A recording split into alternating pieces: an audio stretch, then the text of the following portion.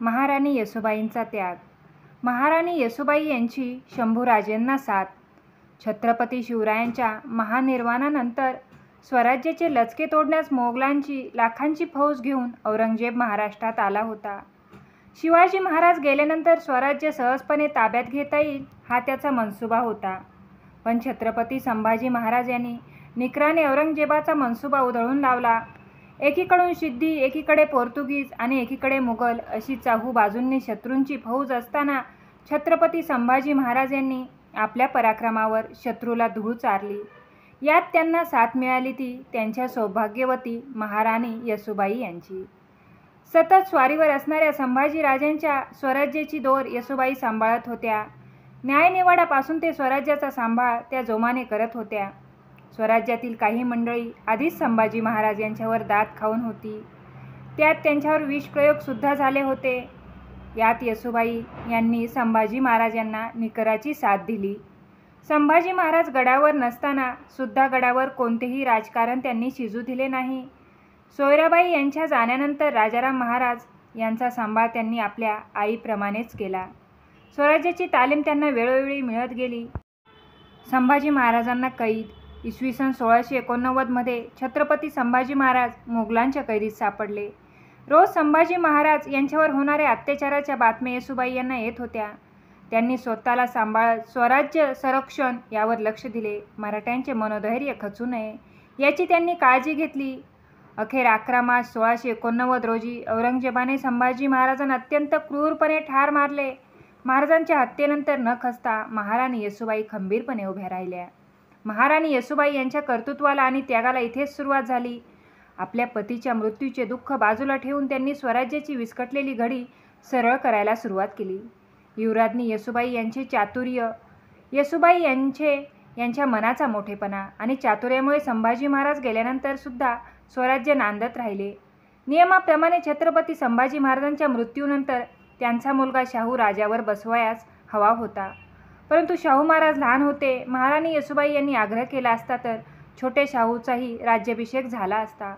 पण तात्कालीन परिस्थिती पाहता त्यांच्या लक्षात आले की स्वराज्य टिकवायचे असेल तर मुलाच्या प्रेमापेक्षा कर्तव्याला जास्त महत्त्व दिले पाहिजे.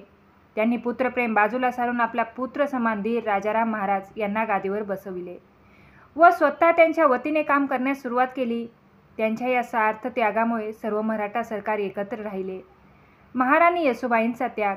महाराणी येसूबाई यांचा त्याग इथे संपत नाही, उलट तो त्याग इथे सुरू होतो. त्यांच्या असीम त्यागाचे दुसरे उदाहरण तर इतिहासात अजरामर असेच म्हणावे लागेल. छत्रपती संभाजी महाराजांना ठार मारल्यावर औरंगजेबाच्या आशा पुन्हा पल्लवित झाल्या. त्याने स्वराज्याचा घास घेण्यासाठी जुल्फिकार खानाला रायगडाला वेढा देण्यास पाठविले. पण स्वराज्याचा धनी त्या वेढ्यात अडकून पडला असता तर सैन्याला एकत्र आणणार कोण हा प्रश्न होता. तसेच बाहेर मोकाट असलेल्या औरंगजेबाच्या सैन्याने चहूबाजूंनी आक्रमण करून स्वराज्याचे लचके तोडले असते आणि राजाच बंदिवान असल्याने राज्यकारभार हाकणे हे अवघड झाले असते. येसूबाईंनी त्यावर उपाय काढला. त्यांनी राजाराम महाराजांना सुचविले की त्यांनी रायगडाच्या वेढ्यातून बाहेर पडून जिंजीच्या किल्ल्यात तळ ठोकावा व रायगड वेढ्यात अडकल्याने संपूर्ण राजधानी जिंजीला हलवावी. स्वराज्याचा खजिना मुघलांच्या हाती पडता कामा नये अशी सोय करावी. असे केल्याने रायगडाचे महत्त्व कमी होऊन या वेढ्यातून औरंगजेबाला फारसे काही गवसणार नाही आणि स्वराज्य राखण्यासाठी त्या स्वतःला तोफेच्या तोंडी द्यायला तयार होत्या. कल्पना बिनतोड होती. पण आपल्या मातेसमान वहिनीला आणि छोट्या शाहूला वेढ्यात एकटे सोडून निघून जाणे हे राजाराम महाराजांना पटत नव्हते. पण येसूबाईंनी राजाने नात्यांपेक्षा कर्तव्याला जास्त महत्त्व दिले पाहिजे हे त्यांना पटवून दिले. अखेर जड अंतकरणाने राजाराम महाराजांनी रायगड सोडला आणि येसूबाईंच्या सत्वपरीक्षेला सुरुवात झाली. महाराणी येसूबाई यांची कैद. राजाराम महाराज रायगडावरून यशस्वीपणे निसटल्यावर येसूबाईंनी 8 महिने रायगड झुंजवला. राजाराम महाराज सुद्धा जिंजी किल्ल्यात अडकल्याने मदतीची आशा धुसर होती. खूप प्रयत्न करूनही गड ताब्यात येत नाही असे पाहून औरंगजेबाने कपट करत रायगड ताब्यात घेतला व येसूबाईंना शाहू महाराजांसहित अटक केली. येसूबाईंना शिवरायांची शिकवणच होती की प्रसंगी गड किल्ले शत्रूला द्यावेत पण स्वराज्य राखावे. दिलेले किल्ले लढून परत मिळवता येतात, पण गेलेले स्वराज्य परत मिळवता येत नाही. शत्रूने बंदी बनवले तरी सुटता येते, हा इतिहासही शिवरायांनी घडवून येसूबाईंसमोर आदर्शासारखा ठेवला होता. पण दुर्दैवाने येसूबाईंना यांच्यासारख्या युक्तीने स्वतःची सुटका करून घेता आली नाही. त्यामुळे त्यांना आणि शाहूराजांना आपली उमेदीची 29 वर्ष स्वराज्यासाठी कैदेत व्यतीत करावी लागली. संभाजी महाराज यांची हत्या करणाऱ्या औरंगजेबाने येसूबाई आणि शाहू महाराज यांना नजर कैदेत ठेवले. शाहू महाराज यांना राजा पदवी प्रदान करत खानदेश आणि गुजरातचा भाग सुभे म्हणून देत येसूबाई यांना राज्यकारभार सांभाळण्याचा अधिकार दिला. 29 वर्षापैकी 17 वर्ष महाराष्ट्रात औरंगजेबाच्या छावणीत नजरकैदेत त्यांना राहावे लागले. जिथे छावणीचा तळ पडेल तिथे त्या दुर्दैवी मायलेकरांची फरफट होई.